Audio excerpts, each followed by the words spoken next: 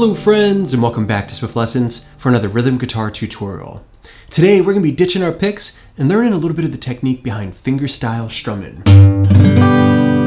Alright, using just your fingers is a great way of adding a little bit more nuance and complexity to your playing. We have all these tools at our disposal. The pads of our fingers for a nice warm tone, our fingernails for a nice bright tone. We're able to change the timbre of the instrument just by where we strum. We're able to add percussive elements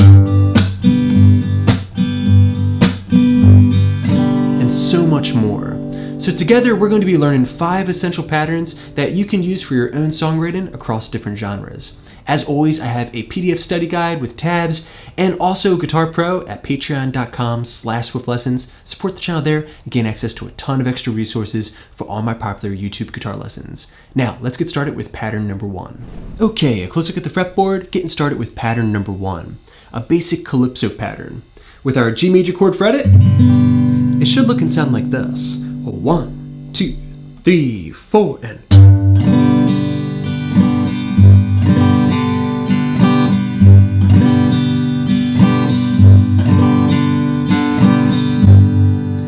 Okay, so that's basically just the thumb and the index finger. We're playing bass, down, up, down, up, bass, down, up, down, up, bass, down, up, down, up, bass.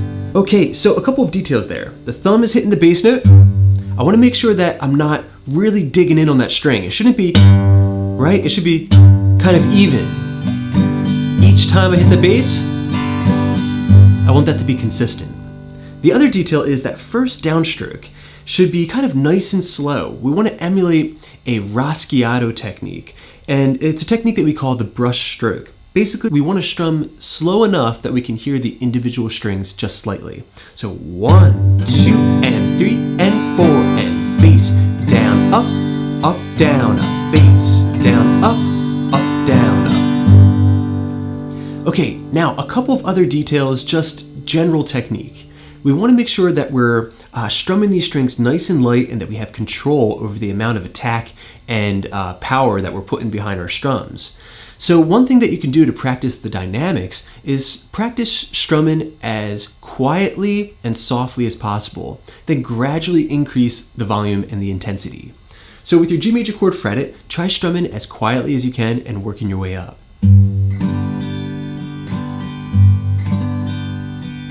A little bit louder. Try not to speed up.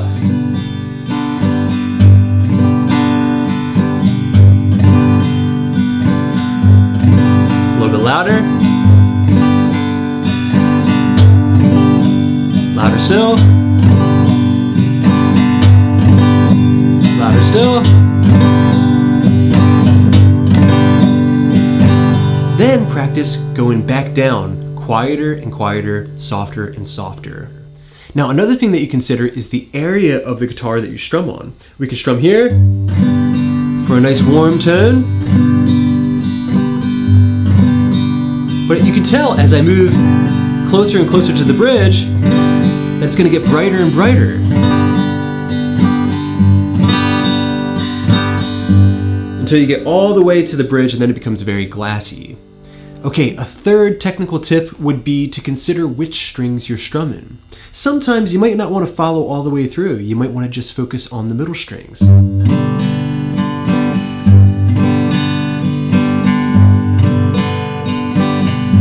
Other times you might want to follow all the way through and get the high E string in there. There's a noticeable difference. And that might be dictated by what you're doing with your fretting hand. For example, if you're transitioning to the dominant 7 version of this G chord.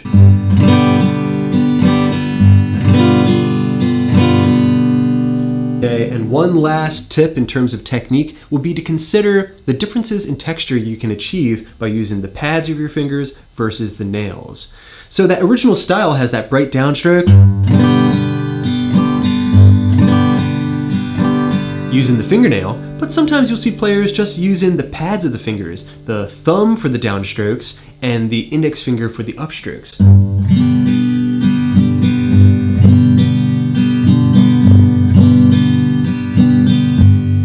Okay, so that's a very warm sound. It might be something that's more suitable for a solo performance where you don't have a bass you need to stay out of the way of. Or if you're playing with a vocalist with a higher register, that might create a nice contrast in a recording. Okay, so with those technical ideas in mind, let's see if you can play along with me. Let's apply this pattern to a 1, 4, 5 progression in the key of G. So G major, C major, D major. The only thing I want you to keep track of is make sure that you're changing your root note that you're plucking with your thumb on each chord. So over the G chord, now over the C chord I need to change my root note to the A string. And then the D chord to the D string. And then back to the G. In time, a 1, 2, 3, 4, 1, 2, and 3, and 4, and C, D, and back to G. Repeat. C, D, and back to G. Let's do a few more repetitions.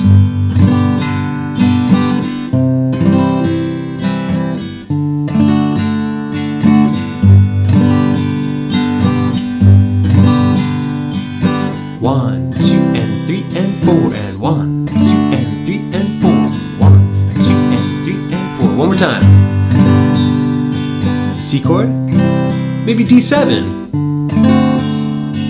and G.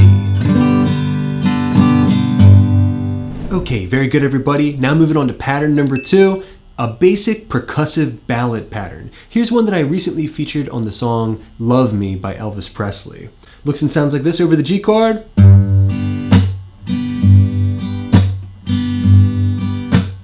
Generally used for slow tempos. Okay, so there we're playing bass, up with the index finger. Then we're going to take our fingernails and the palm of our hand and then drive it into the strings as we relieve the pressure with our fretting hand. Okay, thus muting the strings. Okay, so far you have 1 and 2 and. Final upstroke finishes the pattern, which is 2 beats in length. 1 and 2 and 3 and 4 and... We can apply that to our progression. The G chord, the C chord, change the root. The D chord, D string, and back to the G. A great pattern for songwriting. One more time, G, C, and D, and G. That last upstroke can actually be open strings. Check it out.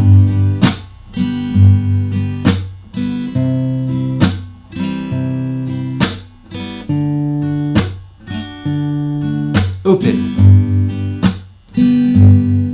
Okay, now one last detail about that pattern. It can actually be sped up and paired with dominant 7 blues chords for a fantastic blues strumming pattern. For example, if I'm playing a blues in E, it would look and sound like this at a faster tempo. We going up, we going down, we going up, down, down, any way you want, let roam. Yeah, yeah, yeah. You got me doing what you want me, but baby, what you want me to do? Alright, fantastic pattern for a song like Baby, What Do You Want Me to Do, as done by Elvis Presley. Okay, now moving on to pattern number 3. We're calling this one the Blackbird, and of course it's in the style of Paul McCartney. We're going to play it over top of a 1-4-5 in the key of G, but now using what McCartney refers to as mock classical chord shapes. Very, very easy shapes. G major, C major, and D add 11. Same exact shape, 2 frets apart, A string and B string, 10th fret position, 3rd fret position, 5th fret position. Okay, so moving back and forth between those chord shapes, the pattern can look and sound like this. 1, 2, 3, 4, and...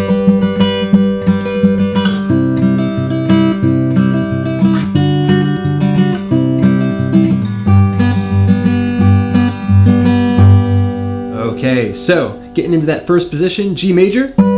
If you like, you can use your pinky for this chord shape as well. All right, whatever you prefer. The pattern, we're playing double. That's my thumb and my middle finger. Then with the index finger, we're gonna play down, up, back to the bass, and then up, down. So double, down, up, bass, up, down. Now, I just kind of veered off course there. Usually I just use my index finger for those down and up strokes, but occasionally my middle finger just kind of gets involved, and that's okay. Whatever works, works. So it can be double, down, up, bass, up, down, using just the index finger there at the end, or double, down, up, bass, up with the middle, down with the index finger. But the basic idea, double, down, up, bass, up, down, that last down and up stroke with the index finger. You can try that on the C major chord twice per measure. 1, 2, 3, 4. All right, then we're going up a full step with the D add 11. Back to C. And then to an open position G major chord. Here, I like to do my double pluck on both low E and high E with my thumb and my ring finger. But the pattern is still the same. Okay, so that's a nice little practice routine for you to get this pattern down. We put it all together and we have C, D, C, G,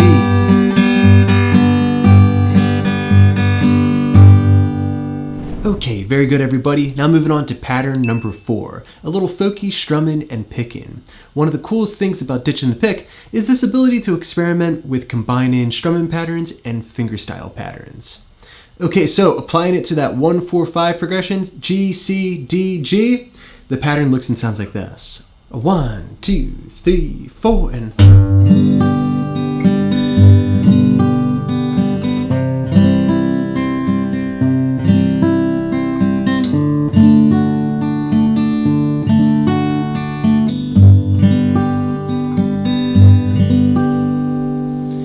okay, so there on the G major chord, hitting the bass note with the thumb, strumming down with the thumb, just to the B string.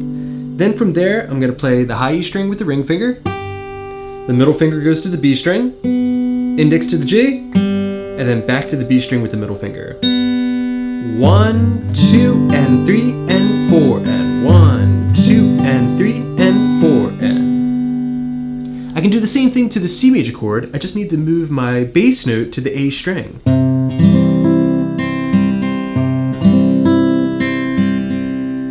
Alright, the D major chord, you know what to do. Change the bass note to the D string.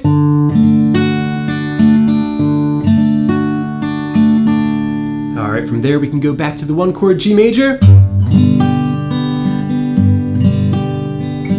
for the resolve. Okay, so practicing through that one more time, let's see if we can build up your muscle memory. We're going to give each chord 2 measures or 2 rounds of the pattern. Starting with the G chord. 1, 2, 3, G, and C, D, and G. One more time, here we go. C chord, and D, and G.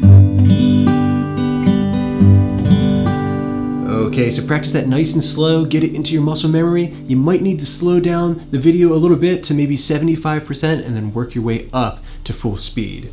Okay, now moving on to our 5th and final pattern, a percussive R&B pattern. Looks and sounds like this. We're going to change up the chords once again.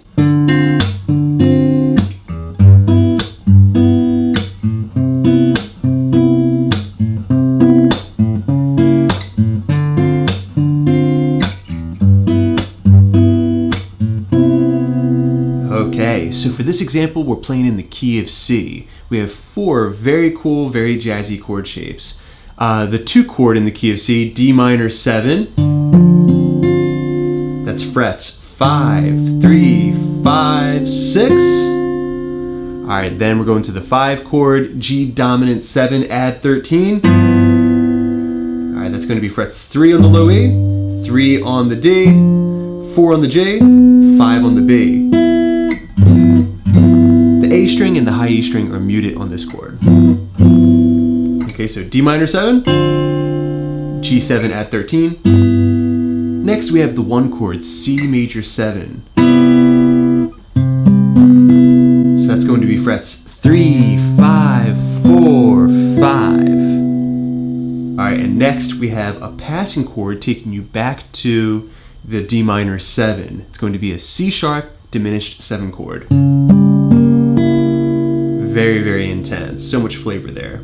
So frets 4, 5, 3 with the index finger, and 5 on the B string. Alright, so practice those chords. D minor 7, G dominant 7, add 13, C major 7, and C sharp diminished 7. Alright, once you feel like you have those chord shapes down, we could start with this pattern.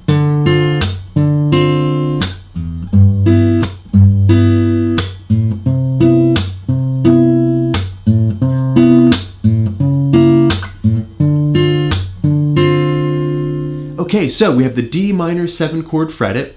We're going to start off hitting the bass, then an upstroke primarily on the B string and the G string. You might get a little bit of the D string in there as well. I'm using my index and my middle for that.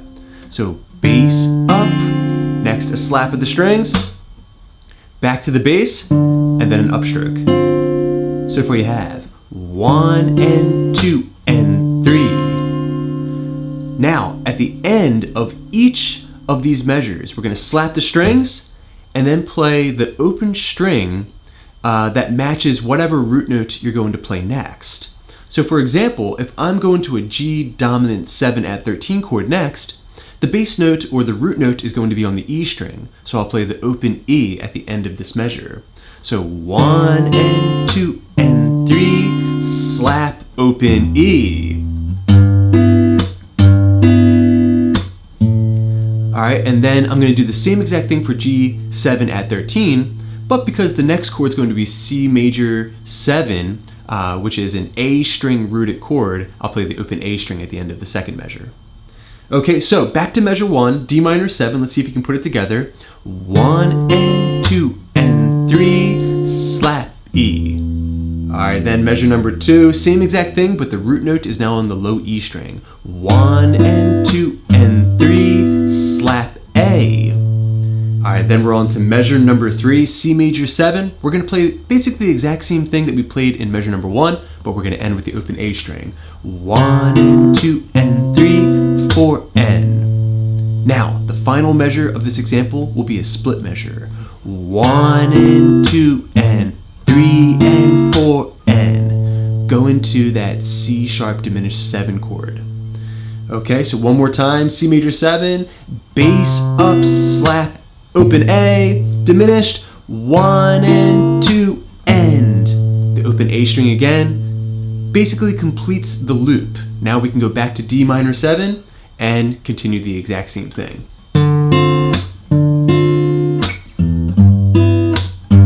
C major 7.